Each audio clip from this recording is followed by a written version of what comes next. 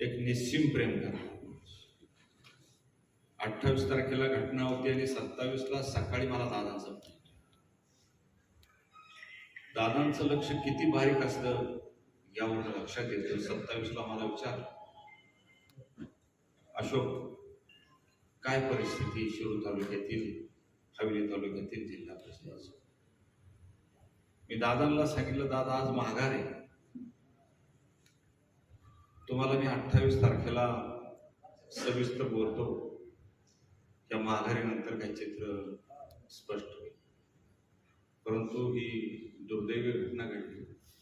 अनेक घटनेचा मी साक्षीदार. जाकीर भाई आपल्याला आठवत असेल, मार्केट कमिटीची एक निवडणूक होती आणि दादांची सभा याच हॉलला होती. सकाळी 9च्या दरम्यान मी असं जाकीर भाई आणि 5-7 कार्यकर्ते. दादा म्हटले, बसा समोर खाली, मी भाषण सुरू करतो. वक्तशीरपणा, वेळेचं महत्व हे त्यावरनं जाणवत होतं. अनेक प्रसंगामध्ये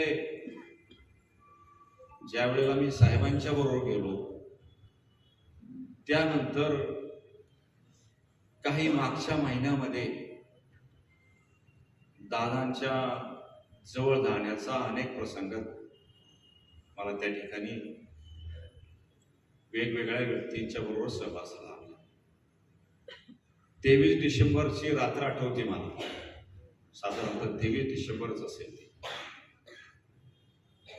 रात्री 11-11:30 वाजता अजितदादांच्या बरोबर, तर माझ्या माहितीने रात्री 2 वाजेपर्यंत मी दादांच्या सोबत होतो. मला तिथून पुण्याला यायला परत पहाटे काहीतरी 5:30 का 6.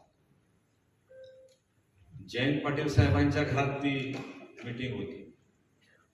जयंत पाटील साहेब होते, हर्षवर्धन पाटील साहेब होते, शशिकांतजी शिंदे साहेब होते, अनिल देशमुख होते, राजेशजी टोपे भैया होते, सुप्रियाताई होते, रोहित दादा पवार होते, डॉक्टर अमोल कोल्हे साहेब होते. आणि ती 2-2.5 तासाची चर्चा मी स्वतः सगळं अत्यंत जवळनं सगळी ती चर्चा मी ऐकली. परंतु कधीही मी त्याचं भाष्य केलं नाही. ती चर्चा काय झाली, पुढे झाली, कारण असा प्रसंग जीवनामध्ये येईल असं कधी वाटलं नाही. आणि त्याच वेळेला दादाने सांगितलं की ही जिल्हा परिषद संपली की आपल्याला येत पाहिजे.